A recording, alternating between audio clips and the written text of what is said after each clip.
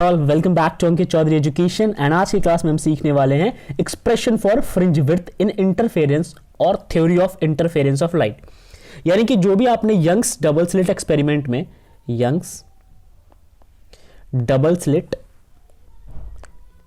Experiment के अंदर जो आपने पढ़ा था, क्या पढ़ा था आपने? इंटरफेरेंस को समझा था, लाइट किस तरीके से इंटरफेयर हो रहा है, प्रैक्टिकली उसको देखा था। साथ में वहां पे हमने डिस्टर्बेंस ऑफ लाइट रेज भी देखी थी, ठीक है, जिसे आप डिफ्रैक्शन कहते हो।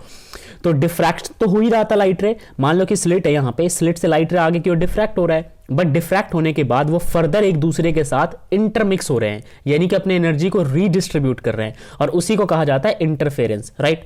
अब यहां पे जो आप सेटअप किया गया था यंग्स के द्वारा, थॉमस यंग्स के द्वारा, कि उन्होंने एक स्लिट का इस्तेमाल किया, मतलब दो स्लिट का इस्तेमाल किया, तो उसके बाद जो स्क्रीन पे पैटर्न ऑब्जर्व हो रहा था उसे हम फ्रिंजेस कहते थे, राइट।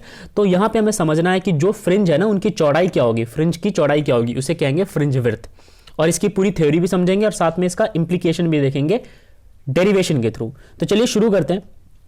मान लीजिए suppose A and B are two fine slits, तो ए और बी आपको बहुत फाइन स्लिट्स लेने हैं। ऐसा नहीं कि स्लिट्स की चौड़ाई बहुत लंबी कर देनी है, नहीं, बहुत पतले स्लिट्स होने चाहिए। ये बी देखिए और यहां पे ए को देखिए, इनका जो डिस्टेंस है जिससे आपने सेपरेट किया है वो है स्मॉल डी। तो स्मॉल डी डिस्टेंस से आपने इन स्लिट्स को सेपरेट कर दिया, यानी कि ए अपनी तरफ, बी अपनी तरफ, बीच में डिफरेंस आएगा स्मॉल डी का। पॉइंट टू बी नोटेड, इनका डिफरेंस है स्मॉल डी, वेयर एज जो आप स्क्रीन रखोगे स्लिट से जितनी दूरी पे वो होगा कैपिटल डी, राइट। अब आपको करना क्या है, आप एल्यूमिनेट कराओ इन स्लिट को, एल्यूमिनेट कराओ मोनोक्रोमेटिक लाइट से। एल्यूमिनेट का मतलब ये है कि कहीं सोर्स रखो, जैसे ये ब्लैक डॉट दिख रहा है आपको, ये एक सोर्स है, यहां से बहुत सारी ऐसे वेव्स आगे की ओर ऐसे निकलेंगी और वो स्लिट से जाके टकराएंगी, राइट। तो यही मतलब है यहाँ पे एल्यूमिनेट कराना है। और ये मोनोक्रोमेटिक लाइट होना चाहिए, मतलब कोहेरेंट सोर्स का पार्ट होना चाहिए, राइट, यानी कि अलग अलग वेवलेंथ वाले हों। तो इसे रब करते हैं, आगे बढ़ते हैं।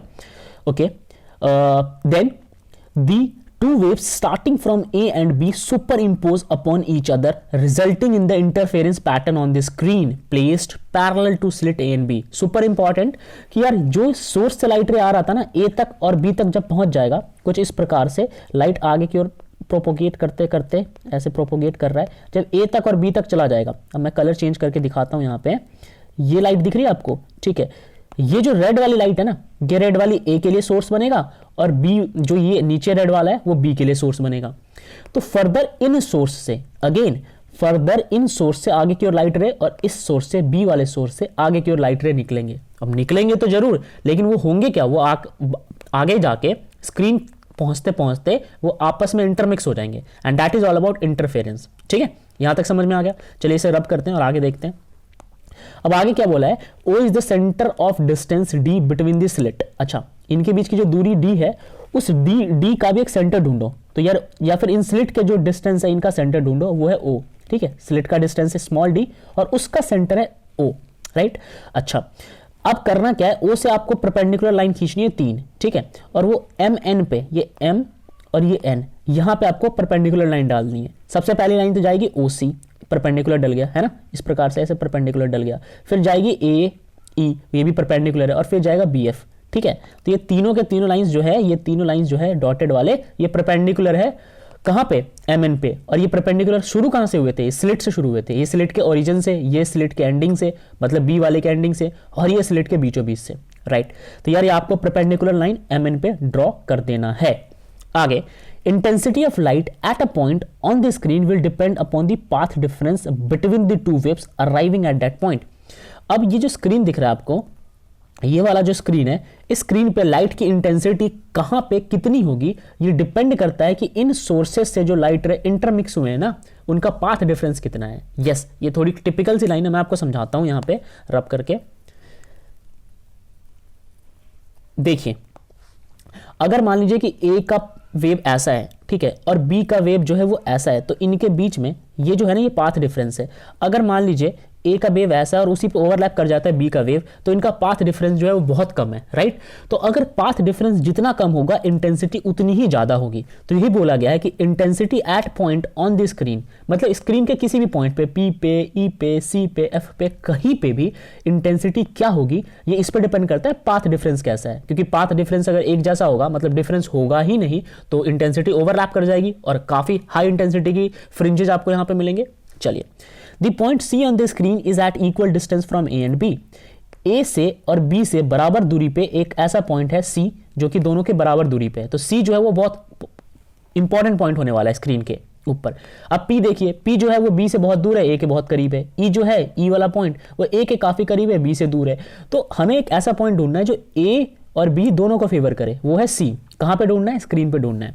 ओके नाउ तो सी पॉइंट एक ऐसा पॉइंट होगा जहां पे पाथ डिफरेंस ना के बराबर है, क्योंकि अगर मान लीजिए यहां से ये 5 सेंटीमीटर दूर है तो यहां से भी 5 सेंटीमीटर दूर है। मैं अगर ऐसे ड्रॉ करूं, यहां से अगर 5 सेंटीमीटर है तो यहां से भी 5 सेंटीमीटर है, तो ये माइनस का 5 ये प्लस का 5 एक तरीके से 0 हो गया। और पाथ डिफरेंस 0 तो ये वाली कंडीशन अकर और ये वाली कंडीशन अकर तो हाई इंटेंसिटी, राइट, आपको इंटेंसिटी बहुत ज्यादा मिलेगी। चलिए तो इसे रब करते हैं। अब आपने ये ढूंढ लिया कि सी पॉइंट पे जो है वो पाथ डिफरेंस ना के बराबर होने वाला है। तो यहां पे क्या लिखा हुआ है? The path difference between the two waves reaching C is 0। ठीक है, सी पे पाथ डिफरेंस 0 हो गया। And this point C is of maximum intensity, it is called central maxima. तो सी पॉइंट पे जो इंटेंसिटी होगी वो मैक्सिमम होगी। ऐसा नहीं है ई पे मैक्सिमम नहीं होगा या फिर एफ पे मैक्सिमम नहीं होगा, मे बी यहां पे भी मैक्सिमम बने, पर सी पे जो मैक्सिमम मिलेगा ना वो सबसे ज्यादा होगा। ये मैक्सिमम का भी मैक्सिमम हो गया। तो आप एक तरीके से कह सकते हैं सी जो है वो मैक्सिमम इंटेंसिटी देता है आपको। कहां पे? स्क्रीन पे, राइट। आगे बढ़िए। Consider a point P at a distance x from C. अच्छा, इस पी पॉइंट को कंसीडर कीजिए सी से एक्स डिस्टेंस पे। अब हर किसी को हम सी के रेस्पेक्ट में कैलकुलेट करेंगे, क्योंकि सी जो है वो न्यूट्रल पॉइंट है। ठीक है, ए से भी और बी से भी बराबर दूरी पे। तो पी पॉइंट जो है वो ऑब्वियस सी बात है ए को फेवर कर रहा है, बट सी से ए पी की दूरी कितनी है? सी से पी की दूरी है x, right. Okay, the path difference between the two waves arriving at P. अब मान लीजिए कि बी के भी वेव्स पी पे जाना चाहता है और ए का भी वेव पी पे जाना चाहता है। जाहिर सी बात है ए का वेव जल्दी पहुंच जाएगा, बी के वेव को टाइम लगेगा। तो जो भी डिफरेंस जो टाइम में लग रहा है वही पाथ डिफरेंस आ जाएगा। तो हमें ये जानना है कि पाथ डिफरेंस कितना होगा, और यही इस टॉपिक का थीम है। पाथ डिफरेंस ज्यादा, इंटेंसिटी कम, पाथ डिफरेंस कम, इंटेंसिटी ज्यादा। इस बात को गांठ बांध ले। तो हम यहाँ पे निकालने वाले हैं पाथ डिफरेंस। ठीक है, हाईलाइट कर लीजिए कि क्या पढ़ रहे थे हम। पाथ डिफरेंस निकालना। क्या होगा path difference? BP minus AP. इसका पाथ क्या है? बी से निकलने वाले वेव्स का पाथ है बीपी, राइट। बी सोर्स है और पाथ है बीपी, और ए से निकलने वाले सोर्स का पाथ है एपी, राइट। तो इनका जो डिफरेंस आएगा वो क्या आएगा? BP minus AP. अब अगर आप किसी भी कीमत पे बीपी और एपी कैलकुलेट कर लेते हैं तो हमारा काम बन गया। चलिए, इसके लिए कुछ माइनर चीज़ों की जरूरत पड़ेगी, इस डिटेल में से निकाल लेंगे हम। जैसे कि आप यहाँ देखिए ए बी बराबर ई एफ, ये ए बी आपका ए और बी, ठीक है। जो हाइट ए बी की है वही हाइट ई एफ की भी है, राइट। मैं इसे हाईलाइट करता हूँ। अगर मैं इसे हाईलाइट करूँ, ये इतना ए बी है और इतना ही ई एफ है, ठीक है, केवल इतना ही है। तो दोनों की डिस्टेंस जो है बराबर हो गए।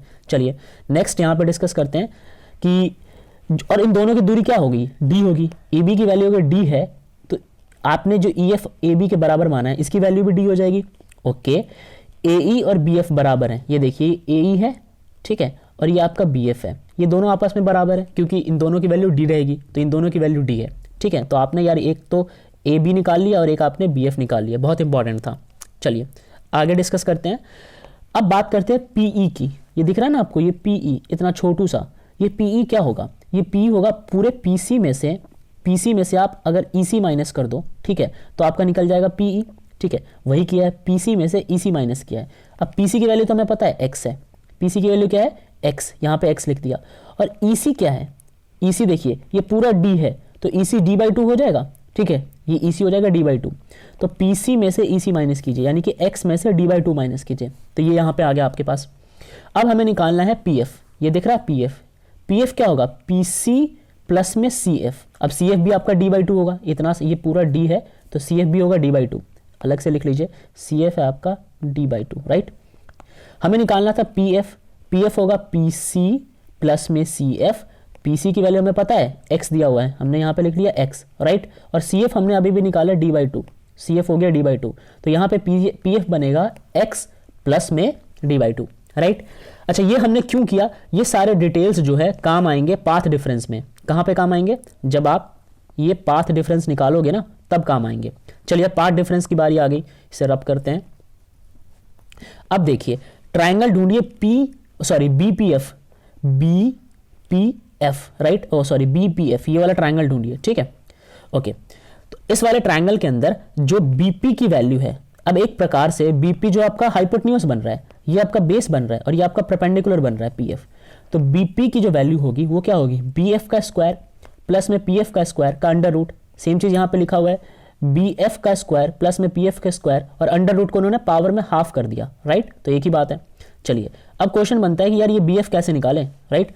बी एफ की वैल्यू निकालनी है और पी एफ की वैल्यू निकालनी है। अब पी एफ तो आपने निकाल लिया, ठीक है, पी एफ आपने निकाल लिया और बी एफ आपको पता ही है, तो आप यहाँ पे लिख सकते हैं ना, बी एफ की जगह आपने लिख दिया डी का स्क्वायर, और पी एफ जो आपने यहाँ पे निकाला था, पी एफ आपने ये वाली वैल्यू निकाली थी, ठीक है, ये वाली वैल्यू यहाँ पे लिख दीजिए, ठीक है, ये पूरी वैल्यू जहाँ पे मैंने ब्लू कलर की लाइन से मेंशन किया है। तो बी एफ की जगह आ गया आपका डी और पी एफ की जगह आ गया x plus D by two का होल स्क्वायर, ठीक है, ये और साथ में अंडर रूट चलेगा ऊपर, मतलब पावर हाफ, ये पूरी एक्सप्रेशन आ जाएगी। अब आपको करना ये है कि आपको लगाना है बाइनोमियल एक्सप्रेशन ऑफ क्लास 11 और इसको सॉल्व कर लेना है, ठीक है। अब आपको सॉल्व तो होगा नहीं, टिपिकल सा है, ठीक है, आप कर सकते हैं चाहें तो। रिजल्ट आपको याद रखना है, अंत में सॉल्व होकर ये रिजल्ट देता है, ठीक है, ये एक्सप्रेशन सॉल्व कराया नहीं जाता, ठीक है, तो ये सॉल्व होकर ये एक्सप्रेशन आता है, आपको एक्सप्रेशन याद रख लेना है। ओके, क्या आपका पाथ डिफरेंस आ गया? बिल्कुल, अभी भी पाथ डिफरेंस नहीं आया है, यस, अभी तो केवल आपने बीपी की वैल्यू निकाली है। अब आपको एपी की वैल्यू निकालनी पड़ेगी। एपी कहाँ मिलेगा आपको? ऊपर छोटू सा ट्रायंगल दिख रहा है एपीई, इतना, ये जो छोटू सा ट्रायंगल दिख रहा है, यहाँ से आप एपी निकालोगे। नीचे वाले से आपने बीपी निकाला, ऊपर वाले से एक छोटू सा ट्रायंगल जो है इससे आप एपी निकालोगे और फिर अंत में बीपी में से एपी माइनस करोगे। तो फिलहाल तो हम एपी निकालेंगे, आइए हम एपी निकाल रहे हैं। एपी होगा एई का स्क्वायर प्लस पीई का स्क्वायर। देखिए एई का स्क्वायर प्लस में पीई का स्क्वायर। एई क्या है आपका? एई है डी, और पीई क्या है? पीई जो है वो एक प्रकार से डी बाई टू हो जाएगा। पी आपने निकाला भी है, यहाँ पे देखिए पी निकाला आपने x minus D by two, right, यहाँ पे x minus D by two हमने पीछे निकाल लिया था। सारी वैल्यूज पुट कीजिए। ए की जगह आपने पुट कर दिया डी का स्क्वायर प्लस में पीई के स्क्वायर की जगह पुट कर दिया x minus D by two का होल स्क्वायर, और पावर हाफ चली रही है, पूरे एक्सप्रेशन पे पावर हाफ चल रही है, राइट। चलिए इसको भी अगेन बाइनोमियल से सॉल्व करिएगा आप, और उसके बाद आपके पास एपी की भी वैल्यू आ जाएगी। मतलब कि आपने यहाँ पे एपी निकाल लिया, आपने यहाँ पे बीपी निकाल लिया। अब हमें निकालना है पाथ डिफरेंस। पाथ डिफरेंस होता है AP minus BP minus AP, right, BP minus का एपी। बीपी की सारी वैल्यूज डाल दीजिए और एपी की भी सारी वैल्यूज डाल दीजिए और इसको फर्दर सॉल्व कर लीजिए। अब यहाँ पे तो बहुत इजी है, देखिए 1 से 1 कट जाएगा, ठीक है, 1 से 1 कट गया, ये वैल्यू आपस में सॉल्व हो जाएंगे। सॉल्व होने के बाद हमारे पास पूरा एक्सप्रेशन सॉल्व होकर इतनी बड़ी वैल्यू जो है वो रिड्यूस होकर आ जाएगा x D divided by D. अब यहाँ पे पूछते हैं what is capital D. Capital D जो था वो डिस्टेंस था स्क्रीन तक का, स्मॉल डिस्टेंस जो था वो गैप था दो फ्रिंज के बीच का, दो स्लिट के बीच का, राइट। तो ये सारी चीज़ें याद होनी चाहिए, ये स्मॉल डी पता होना चाहिए, कैपिटल डी पता होना चाहिए। अब आप सोच के देखो, कैपिटल डी जितना ज़्यादा बड़ा होगा उतना ही फ्रिंज बनने में वक्त लगेगा, ठीक है, उतना ही ज़्यादा वक्त लगेगा, उतना ही बढ़िया फ्रिंज नहीं बन के आएगा, ठीक है, इंटेंसिटी में टाइम लग जाएगा। तो यार ये हमारे पास पाथ डिफरेंस आ गया। पाथ डिफरेंस क्यों निकाला था? एक बार फिर से, पाथ डिफरेंस जितना ज़्यादा होता है इंटेंसिटी उतनी बेकार होती है, पाथ डिफरेंस जितना कम इंटेंसिटी उतनी बढ़िया, इसलिए हमने पाथ डिफरेंस निकाला। अब जानना चाहते हैं कि ब्राइट फ्रिंज कब होगा। ठीक है, ब्राइट फ्रिंज जाहिर सी बात है क्रस्ट जब मिलते हैं तब ब्राइट फ्रिंज होता है, पाथ डिफरेंस कम होना चाहिए वहां पे। खैर यहाँ पे एक लाइन लिखा हुआ है कि अकॉर्डिंग टू पाथ डिफरेंस, जो भी पाथ डिफरेंस होता है वो इंटीग्रल मल्टीपल होता है वेव लेंथ का, ऑड नंबर से मल्टीप्लाई करा दो। ये समझो आप, ये जो वेव जा रहा है ना, इस वेव का जो ये डिस्टेंस होगा इसे हम कहेंगे वेव लेंथ, राइट। और अगर मान लो कि बहुत सारे वेव्स इस पे ओवरलैप कर जाते हैं, n टाइम्स वेव इस पे ओवरलैप कर जाते हैं, तो वो उतना ही बढ़िया इंटेंसिटी दे के आएगा, ठीक है, और यही उसका पाथ डिफरेंस भी होता है। तो एक तो पाथ डिफरेंस आपका निकला है x d बाई डी, और एक होता है n टाइम्स लैम्डा, ठीक है, ये दोनों ही पाथ डिफरेंस है, ठीक। अब आप इन दोनों को जब रिलेट कराओगे, ठीक है, तो हमारे यहाँ से x की वैल्यू आ जाएगी। देखिए यहाँ से ना इस x की वैल्यू निकालनी है, ठीक है, इस d को ऊपर भेज दो, राइट, और इस स्मॉल d को नीचे भेज दो। यहाँ पे भी सेम किया है, कैपिटल D ऊपर स्मॉल d नीचे, ये x की वैल्यू आ गई। तो x इज व्हाट, यहाँ पे आप ढूंढो x क्या है। देखो x जो है ये पाथ डिफरेंस है, मेजर तो ये आपका x निकालना था, ठीक है, ये x है, ओके।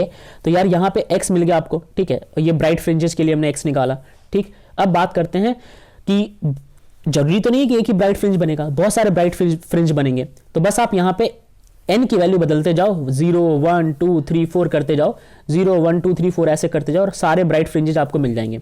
एक बार आप 0 करोगे तो क्या मिलेगा, तो 0 करोगे तो आपको C पे मिल जाएगा, ठीक है, यहाँ पे ध्यान से देखो, 0 करोगे तो आपको बिल्कुल C पे मिल जाएगा, ये O है, 0 नहीं है, बट आप 0 करोगे तो ओवरलैपिंग नहीं होती है, बिल्कुल C पे मिल जाती है, ठीक है। चलिए जब आप 1 पुट करोगे ठीक है, तो हमारे पास वही वैल्यू रहेगी। यहाँ पे 1 पुट करोगे तो ये n गायब, लैम्डा डी बाई डी आ जाएगा। ठीक है, लैम्डा डी बाई डी, जब 2 पुट करोगे तो 2 लैम्डा डी बाई डी। ऐसे ही आपके पास nth तक। अगर आपको स्क्रीन पे बहुत सारे ब्राइट फ्रिंज चाहिए, यहाँ चाहिए, यहाँ चाहिए, यहाँ चाहिए, यहाँ चाहिए, यहाँ चाहिए, तो यहाँ 0 पुट करो, यहाँ 1 पुट करो, यहाँ 2 पुट करो, यहाँ 3, यहाँ 4, ऐसे करते जाओ। ऐसा नहीं है डार्क नहीं होगा, डार्क इनके बीचों बीच होगा। अब यहाँ पे डार्क होगा 0 1 के बीच में, 1 2 के बीच में, 2 3 के बीच में, तो डार्क की भी बारी आएगी अभी। तो ये ब्राइट फ्रिंजेस निकालने का तरीका है। अब बारी है डार्क फ्रिंजेस की। जब हम डार्क फ्रिंजेस निकालते हैं तो जो पाथ डिफरेंस है, फॉर्मूला तो हमने वही यूज़ करना है, बस आप देख रहे हो एक के बाद एक है। ठीक है, मतलब ऑल्टरनेट पे है, जैसे इसके बाद फिर पहले ब्राइट फिर डार्क, फिर ब्राइट फिर डार्क। तो आपको करना क्या है, मतलब जो n की वैल्यू उसमें से एक कम कर देना है। ठीक है, और ये ऑड नंबर पे चलता है, ये फॉर्मूला होता है डार्क के लिए, आप याद रखना। बाकी वही चीज़ है, x d divided by d, वही हमारा फॉर्मूला चल रहा है। ठीक है, जो हमने पाथ डिफरेंस में निकाला था, बस ये हमारा ऑड के लिए होता है, मतलब कि डार्क के लिए होता है। ठीक है, तो इन दोनों को जैसे वहाँ पे n लैम्डा था ब्राइट के लिए, यहाँ पे आएगा 2n माइनस 1 लैम्डा, बस ये चीज़ है, राइट। क्योंकि ये कॉन्जिक्यूटिव एक कम से होता है, कॉन्जिक्यूटिव मतलब लगातार, और एक कम कर दो। ठीक है, जैसे उसके अगला तो ब्राइट हो जाएगा। ठीक है, तो यार ये चीज़ आ गई हमारे सामने।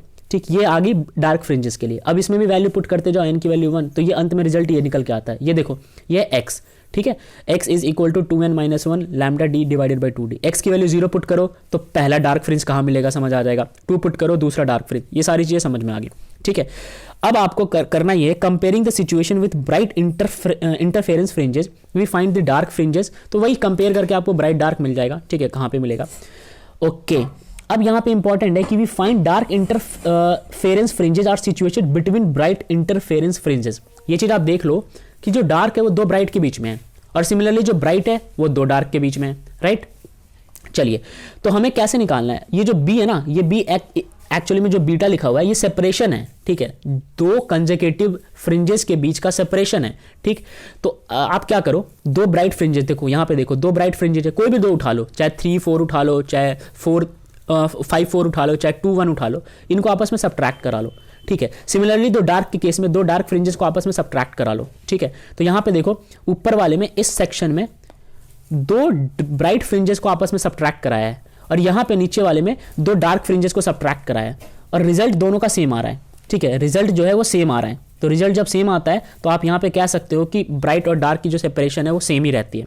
ठीक है, अब हम पढ़ेंगे कि if the wave of the 2 sources were incoherent, अगर सोर्सेज के वेव इनकोहेरेंट है, कोहेरेंट का मतलब क्या होता है, एक ही सोर्स होना चाहिए, मोनोक्रोमेटिक लाइट होनी चाहिए, वेवलेंथ वगैरह सेम होनी चाहिए, तो जो इंटरमिक्स जो रिजल्ट निकल के आता है ब्राइट डार्क में निकल के आता है। मगर इनकोहेरेंट है तो ऐसा रिजल्ट निकल के आएगा नहीं। यहाँ पे एक फोटोग्राफिक रिजल्ट दिखा रखा है कि इनकोहेरेंट सोर्स में कुछ इस प्रकार से नहीं आता जैसे कि कोहेरेंट की वजह से आता है। तो ये चीज़ें हैं, ये आपको डिटेल में नहीं जानना, बस समझ लो कि interference fringes will be coloured, however centre of the coloured fringe pattern will be white. मतलब वाइट लाइट के क्या होते हैं कि वाइट लाइट के 7 डिफरेंट कलर्स होते हैं, और 7 डिफरेंट कलर्स है तो 7 के अलग अलग सोर्सेज होंगे, अलग अलग उनके वेवलेंथ फ्रीक्वेंसीज हो जाएंगी, तो वो इनकोहेरेंट का पार्ट हो जाता है। तो ये चीज़ भी आप समझ गए। Condition for sustained interference of light, अगर आपको सस्टेन्ड इंटरफेरेंस चाहिए, सस्टेन का मतलब क्या होता है, एक स्टेबल इंटरफेरेंस चाहिए कि बढ़िया से वो लाइट जो है वो इंटरफेयर करे, तो यार ये हमारे पास कंडीशन होती है। क्या होती है, 2 sources of light must be coherent, तो कोहेरेंट होनी चाहिए। 2 सोर्सेज शुड बी स्ट्रॉन्ग, काफ़ी स्ट्रॉन्ग होना चाहिए। Amplitude of wave from 2 sources should be perfectly equal, amplitude बिल्कुल बराबर होनी चाहिए। तो ये चीज़ आप आराम से पढ़ सकते हो, राइट। अब हमारा एक लास्ट टॉपिक बच गया है कि फ्रिंज शिफ्ट क्या होता है। अब देखो, फ्रिंज शिफ्ट का मतलब होता है कि जो फ्रिंज बन रहे हैं ना, जो स्क्रीन पर फ्रिंज बन रहे हैं वो यहाँ पे ड्रॉ करता हूँ, वो अगर कहीं शिफ्ट हो जाते हैं, मतलब इधर से उधर, तो किस कंडीशन पर शिफ्ट होंगे, ये हम बाद में डिस्कस करेंगे। तब तक के लिए ऑल द बेस्ट। भाई मुंह दुख रहा है मेरा।